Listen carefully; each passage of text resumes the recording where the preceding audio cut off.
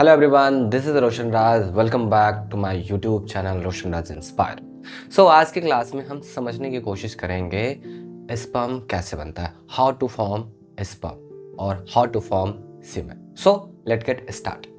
सबसे पहली चीज़ अगर हम बात करें, जब कोई मेल प्यूबर्टी पे पहुंचता है, at the age of puberty, यानी कि जब कोई मेल 12-13 वर्ष की आयु तक पहुंचता है, ठीक है, तब उसके बॉडी में कुछ अजीब घटनाएं होती हैं. वो क्या होती है समझते हैं.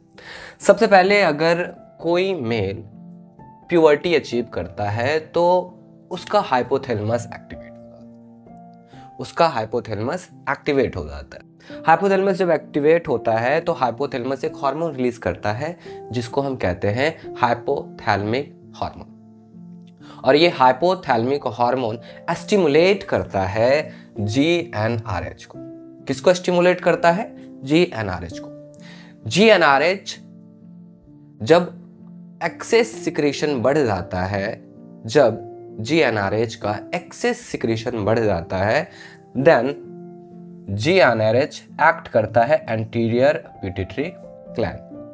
यानी कि देखो, ये सारी जो घटनाएं होती है, हमारे बॉडी में स्पर्म बनता है या फीमेल की बॉडी में ओवा बनता है, इसका मेन रीजन है एक्टिवेशन ऑफ हाइपोथैलेमस. ठीक है, जैसे ही gonadotropin releasing hormone that is GnRH anterior pituitary gland पर अटैक करता है, ठीक है, तब एंटीरियर पिट्यूटरी ग्लैंड दो और गोनाडोट्रोपिन रिलीजिंग हार्मोन रिलीज करता है. एक होता है FSH और एक होता है LH. देखो, LH एक्ट करता है लीडिंग सेल पे, एक्ट ऑन लीडिंग सेल, और लीडिंग सेल क्या सिक्रेट करता है? एंड्रोजन. ये वही एंड्रोजन है जो एक हार्मोन सिक्रेट करता है जिसको हम कहते हैं टेस्टोस्टेरोन. एक हार्मोन क्या है? Testosterone hormone.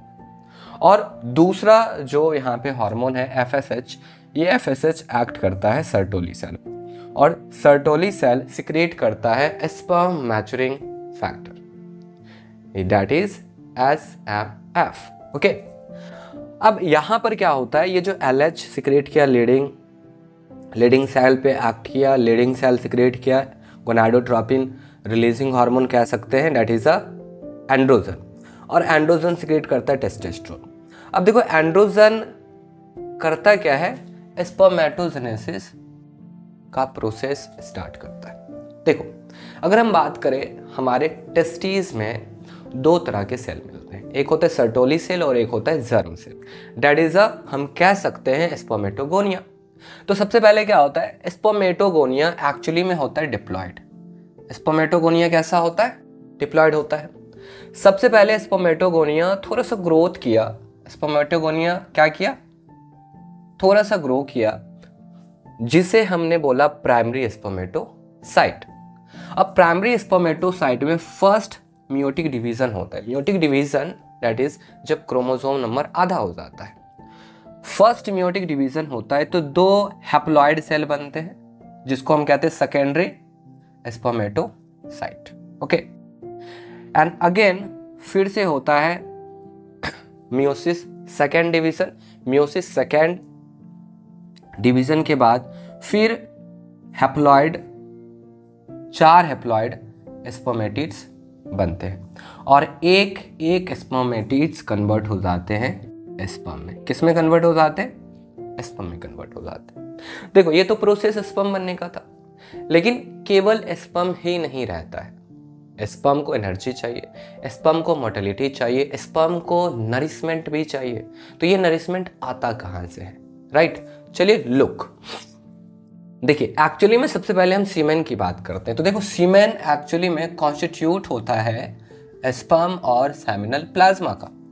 देखो, स्पर्म क्या होता है वो तो आपको क्लियर हो गया, लेकिन सीमेन में केवल स्पर्म नहीं होता है. सीमेन का मतलब होता है sperm plus seminal plasma. Actually seminal plasma बनता कैसे? देखो, सेमिनल प्लाज्मा हमारे रिप्रोडक्टिव सिस्टम में दो ग्लैंड होते हैं, रिप्रोडक्टिव ग्लैंड होते हैं. एक होता है हमारा सेमिनल वेसिकल और एक होता है हमारा प्रोस्टेट ग्लैंड. सेमिनल वेसिकल क्या करता है? सेमिनल प्लाज्मा का 70% सिक्रेट करता है, और prostate gland total seminal plasma का 30% सिक्रेट करता है। एक्चुअली सेमिनल प्लाज्मा में क्या होते हैं, जितने भी प्रोस्टाग्लैंडिन्स होते हैं, अलग अलग तरह के एंजाइम्स होते हैं, वो सिक्रेट कौन करता है, सेमिनल वेसिकल। और रेस्ट का जितने भी मिल्की होते हैं, एल्कलाइन फ्लूइड होता है, प्लस में इसमें बहुत सारे मिनरल्स होते हैं, और एक स्पेशल टाइप ऑफ इसमें ऑर्डर होता है, एक स्मेल लाता है। वो स्मेल भी कौन प्रोवाइड करवाता है, प्रोस्टेट ग्लैंड प्रोवाइड करवाता है। क्लियर है? यानी कि ओवरऑल देखा जाए तो सेमिनल प्लाज्मा में क्या होते हैं, सेमिनल प्लाज्मा में होते हैं मिनरल्स। मिनरल्स में खास तौर पे होता है जिंक, मैग्नीशियम और कैल्शियम। ठीक है, इसमें मिलता है फ्रुक्टोज, इसमें मिलते हैं एंजाइम्स, प्रोटीन्स और प्रोस्टाग्लैंडिन्स मिलते हैं।